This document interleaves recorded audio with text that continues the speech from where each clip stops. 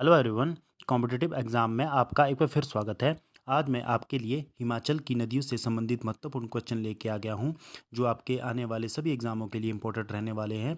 इसमें हमने 20 top 20 question को लिया है, जो सभी एग्जामों में, चाहे आप एलाइड सर्विसेज, चाहे आप क्लर्क, जेओ, आप कोई भी एग्ज़ाम दे रहे हो, उसमें आपको नदियों से रिलेटेड एक क्वेश्चन देखने को जरूर मिल जाता है। चाहे वो किसी नदी की सहायक नदी पूछी जाए, या आपके पास उनका वैदिक नाम या संस्कृत नाम पूछा जाए, तो ये सभी क्वेश्चन आपके लिए इंपॉर्टेंट रहने वाले हैं।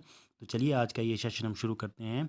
इसमें जो फर्स्ट क्वेश्चन है वो है, बाणगंगा नदी किस जिले में बहती है और किसकी सहायक नदी है। जो ये बाणगंगा है, ये सहायक नदी है ब्यास की, और ये जो नदी बहती है ये कांगड़ा जिले में बहती है।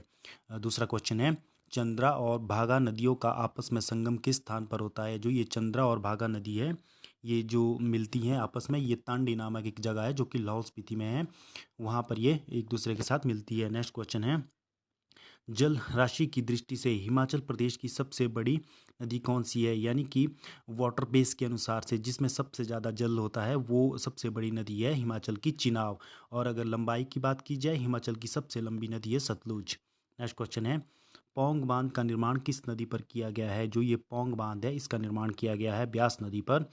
और नेक्स्ट क्वेश्चन है, वैदिक काल में किस नदी को पुरुषनी के नाम से जाना जाता था। वैदिक काल में जो पुरुषनी नदी है, उससे जाना जाता है रावी नदी को। और रावी नदी का जो दूसरा संस्कृत नाम है वो है बिपाशा। नेक्स्ट क्वेश्चन है, ग्लेशियर निर्मित भांदल और ततंगरी धाराएं किस नदी का निर्माण करती हैं। जो ये भांदल और ततंगरी धाराएं, ये करती हैं रावी नदी का निर्माण। रावी आपके पास बड़ा बंगाल से निकलती है, चंबा से। और नेक्स्ट क्वेश्चन है, ब्यास नदी किस स्थान पर मैदानी भागों में प्रवेश करती है। ब्यास नदी जो है आपके पास मिर्थल नामक जगह पे मैदानी भागों में प्रवेश करती है।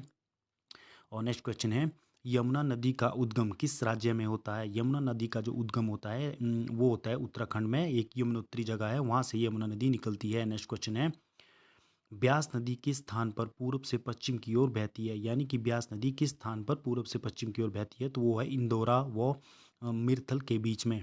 नेक्स्ट क्वेश्चन है, सुकेती किसकी सहायक नदी है। जो ये सुकेती है, ये ब्यास की सहायक नदी है, जो कि जिला मंडी में ये बहती है।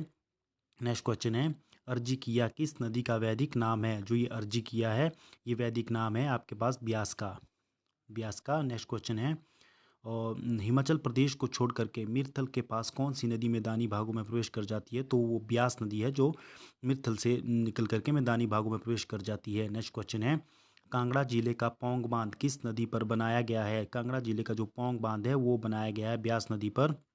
नेक्स्ट क्वेश्चन है, ब्यास नदी का संस्कृत नाम क्या है। ब्यास नदी जो है उसका संस्कृत नाम है बिपाशा। नेक्स्ट क्वेश्चन है, जो लाल नदी है हिमाचल में, किस नदी को लाल नदी के नाम से भी जाना जाता है। तो जो सतलुज है उसे लाल नदी के नाम से भी जाना जाता है। नेक्स्ट क्वेश्चन है, दुख का दरिया किस नदी को कहा जाता है। हिमाचल में किस नदी को दुख का दरिया कहा जाता है, तो वो नदी है स्वां नदी। स्वां नदी को दुख का दरिया इसलिए कहा जाता है क्योंकि जो ये नदी है, ये अपने 7 विस्तृत क्षेत्रों में फैल जाती है, जिसके कारण इसके बहाव को रोक पाना बहुत मुश्किल होता है, और जिसके कारण पूरे एरिया में बाढ़ आ जाती है। तो इसे दुख का दरिया कहा जाता है। नेक्स्ट क्वेश्चन है, इमला बिमला नदी किस जिले के किस तहसील से होकर बहती है। जो ये इमला बिमला नदी है, ये जो तहसील है करसोग में, जो शिकारी धार है वहाँ से ये निकलती है, और निकल कर ये आगे सतलुज में मिल जाती है। तो ये मंडी जिले के करसोग में स्थित है। नेक्स्ट क्वेश्चन है, ग्रीक भाषा में किस नदी को हुप्सिस कहा जाता है। यानी कि जो हुप्सिस जो नाम दिया गया है, ये ग्रीक भाषा में सतलुज नदी को कहा जाता है हुप्सिस। नेक्स्ट क्वेश्चन है, मलाट, तक्केवाली, गरनी, पनोजा किसकी सहायक नदियां है। यानी कि मलाट, तक्केवाली, गरनी, पनोजा किसकी सहायक नदियां है, तो ये है स्वान नदी की सहायक नदियां। और नेक्स्ट क्वेश्चन है, रावी नदी का वैदिक नाम क्या है। रावी नदी को जो बोला जाता है वैदिक नाम है पुरुषनी, और संस्कृत नाम है विपाशा। तो लगभग आज हमने ये 20 क्वेश्चन डिस्कस किए हैं, जिसमें से आपके एग्ज़ाम के लिए कौन से इंपॉर्टेंट रहने वाले हैं, तो मैं आपको बता देता हूँ। इसमें जो महत्वपूर्ण जो आपके रहने वाले हैं, एक तो ब्यास नदी किस स्थान पर मैदानी भागों में प्रवेश करती है, तो है मिर्थल। और अर्जिकिया किसका वैदिक नाम है, तो अर्जिकिया ब्यास का वैदिक नाम है। और कांगड़ा जिले का पौंग बांध किस नदी पर बनाया गया है, तो ये ब्यास नदी पर बनाया गया है। और ब्यास नदी का संस्कृत नाम क्या है, तो ये है बिपाशा। और दुख का दरिया किस नदी को कहा जाता है, तो ये कहा जाता है स्वान नदी को। ये भी आपके एग्जाम के लिए काफ़ी इंपॉर्टेंट रहने वाला है। और ये इमला बिमला नदी किस जिले से होकर बहती है, तो ये बहती है मंडी करसोग से। ये भी आपके लिए इंपॉर्टेंट रहने वाला है। और ग्रीक भाषा में किस नदी को हुप्सिस कहा जाता है? हुप्सिस जो कहा जाता है वो कहा जाता है सतलुज नदी को कहा जाता है।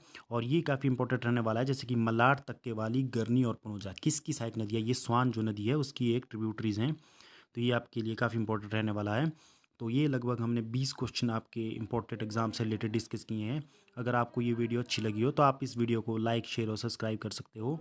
और इसी प्रकार के फ्यूचर अपडेट के लिए आप हमारे चैनल के साथ जुड़ सकते हो और हमारे फेसबुक पेज के साथ भी जुड़ सकते हो। धन्यवाद।